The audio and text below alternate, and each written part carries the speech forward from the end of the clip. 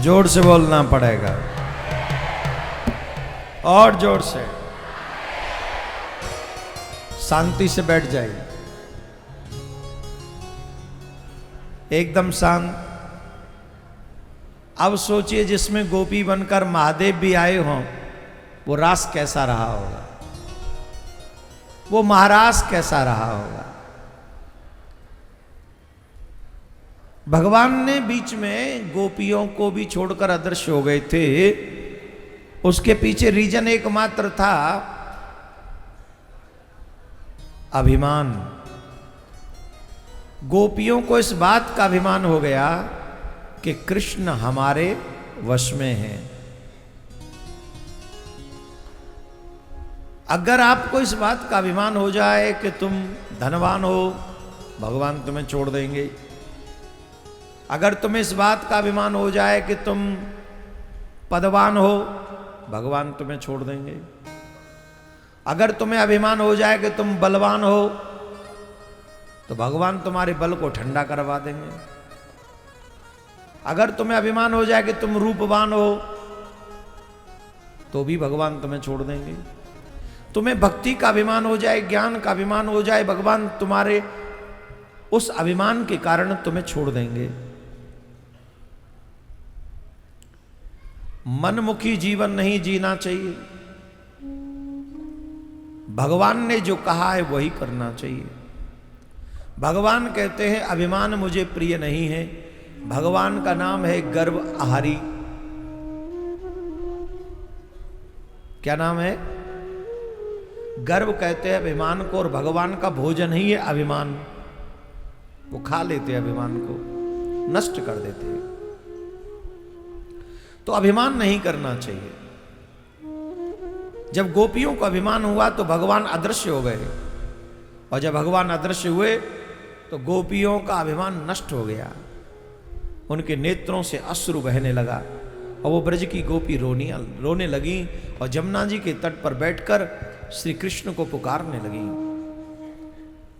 जयति तेधिकम जन्मना ब्रज,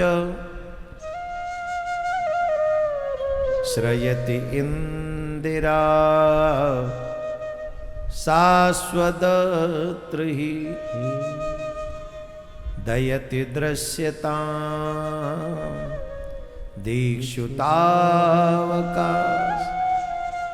त्वयि धृतासव त्वां विचिन्वते,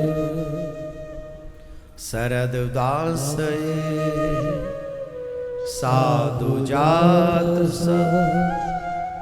सरसिजोधर श्रीमुषादृशा, सूरतनाथ ते अशुल्क दासिका, वरदने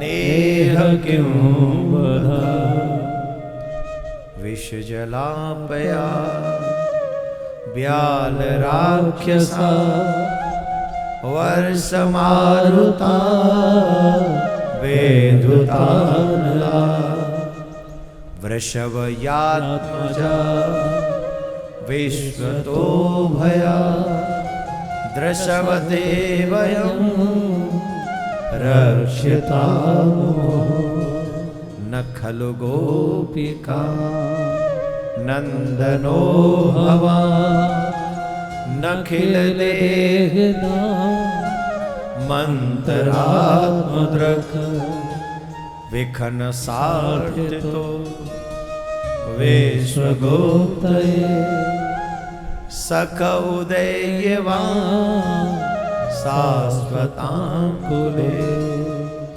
तव कथामृतं तात जीवन, कवे विरहितं कल्मषापहं, श्रवणमङ्गलम् श्रीमदाततं भुवि गृह्णन्ति ते भूरिदा जना भूरिदा जना भूरिदा जना। ब्रज की गोपी कहती हैं, हे कृष्ण तुम्हारी जय हो। जब से आप ब्रज में जन्म लेकर आए हैं, प्रकट होकर आए हैं, तब से ब्रज का महत्व बैकुंठ आदि लोकों से भी ज्यादा बढ़ गया है। स्वर्ग इत्यादि लोकों से अधिक ब्रज का महत्व बढ़ गया। बैकुंठ की देवी श्री लक्ष्मी नित्य निरंतर ब्रज में रमण करती हैं, ब्रज में वास करती हैं।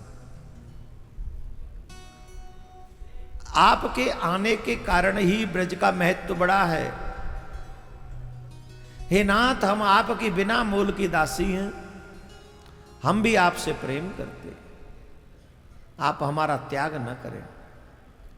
ऐसा तो हम भी जानती हैं कि आप भी हमसे प्रेम करते हैं।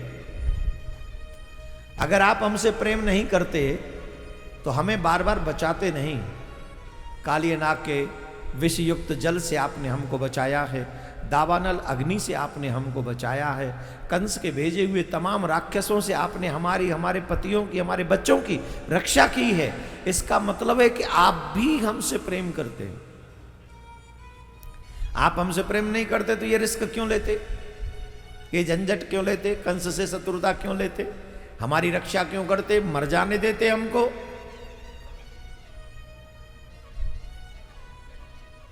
आप जितने भी सनातनी बंधु हैं, एक बात नोट कर लो,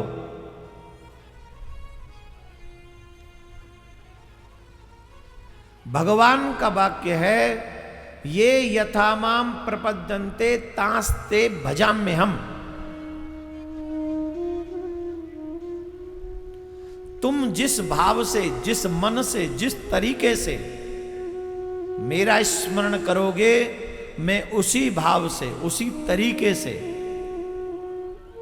तुम्हारी याद करूंगा। तुम मेरा भजन करोगे, मैं तुम्हारा भजन करूंगा। तुम मुझे गाली दोगे तो पता नहीं गाली दूंगा कि नहीं, पर हां, अगर तुम मुझे शत्रु मानोगे तो मैं तुम्हें शत्रु ही मानूंगा। आप कहेंगे कि भगवान भी हमें शत्रु मानेगा? ऑफ कोर्स मानेगा। कंस को शत्रु माना कि नहीं, रावण को शत्रु माना कि नहीं, हिरण्यकश्यप को शत्रु माना कि नहीं।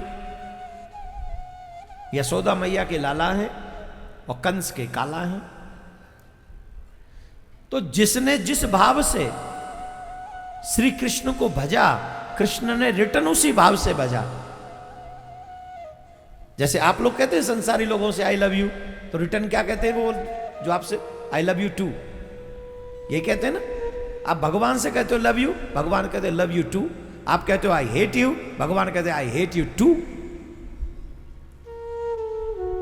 आप कहते हो भगवान से यू आर माई फ्रेंड, भगवान कहते हैं yes I am your friend, you are my friend. आप कहते हो भगवान से तुम मेरे शत्रु, भगवान कहते हैं यस आई एम योर शत्रु, आजा। ये वाक्य जीवन भर याद रखना चाहिए भगवान का। भगवान मेरे साथ कैसा है, स्वामी बनाओगे स्वामी बन जाएगा, मित्र बनाओगे मित्र बन जाएगा, पुत्र बनाओगे पुत्र बन जाएगा, शत्रु बनाओगे शत्रु भी बन जाएगा। भगवान कहते हैं बनाएगा तू, निभाऊंगा मैं। नरसिंह मेहता ने मुनीम बना लिया। क्या बना लिया? भगवान मुनीम बने कि नहीं? गोपियों ने अपना कांत बना लिया, भगवान कांत बन गए। It's up to you, my dear. I request all of you, don't talk here, please.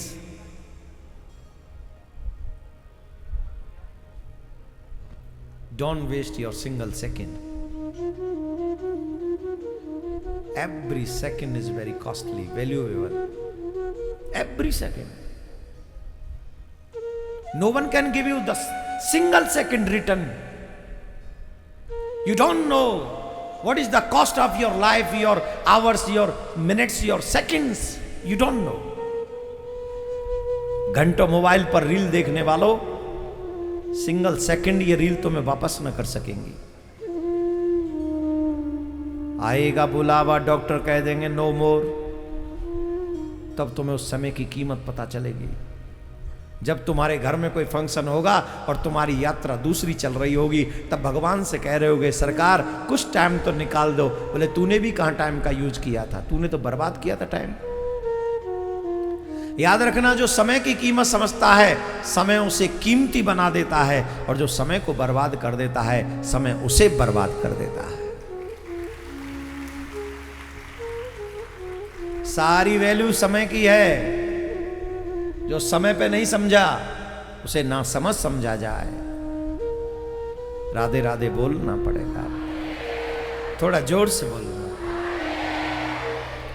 तो भगवान ने ये रास किया, कामदेव को परास्त किया। फिर भगवान मथुरा गए, अक्रूर जी के साथ कंस का वध किया। कंस का वध करने के बाद देवकी वसुदेव उग्रसेन को कारागार से मुक्त किया। उग्रसेन जी को मथुरा का राजा बनाया, स्वयं राजा नहीं बने। नियम यह है कि जो मारता है राजा को वही राजा कहलाता है, क्योंकि उसने जीत लिया।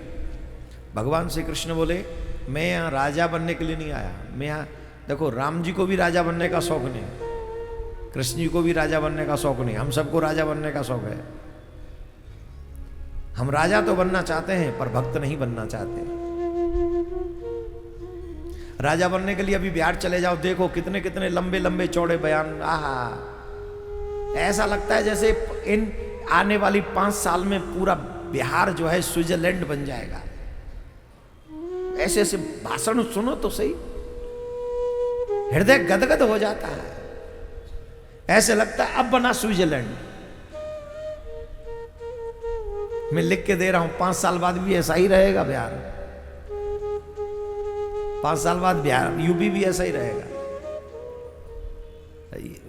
मैं किसी की बुराई नहीं कर रहा, पर हम लोग ऐसे ही, हम सब राजा बनना चाहते हैं, भक्त नहीं बनना चाहते, धार्मिक नहीं बनना चाहते। ऑफिसर धार्मिक हो जाएं, जज धार्मिक हो जाएं, नेता धार्मिक हो जाएं, प्रजा धार्मिक हो जाए। ईमानदारी से बताइए क्या 15 साल भी लगेंगे देश का विकास होने में? ईमानदारी से बोलो, 10 साल काफी हैं, ये देश विश्व गुरु बन जाएगा, बस ये लोग जो है धार्मिक बन जाए।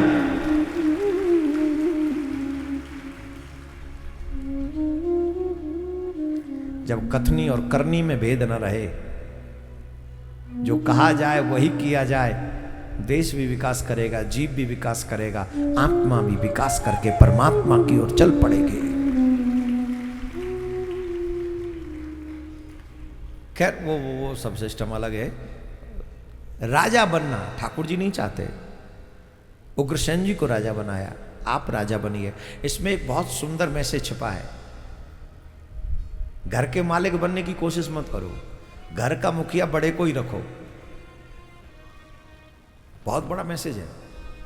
घर का मुखिया बड़े को ही रखो और मुखिया के सानिध्य में रह के काम करो।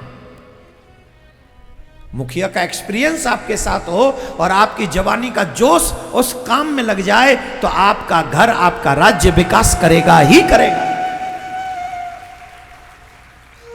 प्रॉब्लम ये हो रही है महाराज, आज का युवा ये सोचता है कि हमारे माँ बाप कुछ नहीं जानते, हमने पढ़ाई करी, हम जानते।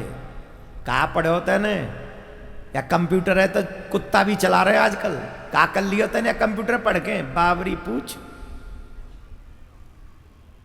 ये कंप्यूटर वाले ही हो जाए तो फिर मजा आ जाए। कंप्यूटर तुम्हें आजकल की नॉलेज तो दे सकता है लेकिन अनुभव नहीं दे सकता, नहीं दे सकता अनुभव। क्यों? अनुभव कंप्यूटर से नहीं आता, अनुभव एज से आता है। समय देता है अनुभव, जीवन खपाना पड़ता है अनुभव के लिए। मैं तो युवाओं से कहता हूं, तुम जिन जिन लोगों को अपना फ्रेंड समझ के जिनसे आइडिया लेते हो, उन पे आइडिया है कितना? जितना तुम पे उतना ही तो है। जितना तुमने पढ़ा उतना उन्होंने पढ़ा, ज्यादा आइडिया उन पे है ही नहीं। लिमिटेड आइडिया, एक आध पॉइंट ज्यादा होगा या एक आध पॉइंट कम होगा। उनके आइडिया तुम्हारे कोई काम में नहीं आ सकते। अगर आइडिया लेना है तो अनपढ़ों से भी लेने हो तो बुजुर्गों से लेना, तुम्हारे आइडिया से 1000 गुना बेटर होंगे उनके आइडिया। मैं कथा सुनाता हूँ, आप लोगों ने सुनी होगी, और सुनी होगी तो कई लोग तो नए आए ना, उनको सुना लेते हैं।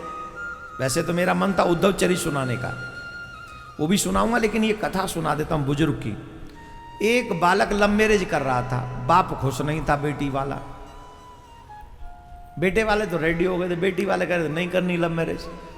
तो पर बेटी के आगे किसकी चले? बेटियां तो जब महाराज कहते तो कोई मतलब छोड़ो, अभी कथा में सिस्टम कहने वाला नहीं है, पुतला फूक जाते हैं। 1 सेकंड नहीं लगता, पुतला जलाने में जनता बहुत अग्रसर है।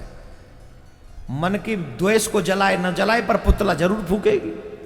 महाराज की इस बात को सुन के हमारी भावना हट हुई है। चलो भैया क्षमा कर दो, कि भावना भी बड़ी विचित्र है। जहां हट होनी चाहिए वहां होती नहीं है, और जहां नहीं होनी चाहिए वहां एक क्षण में हो जाती है। भावना ही ठहरी।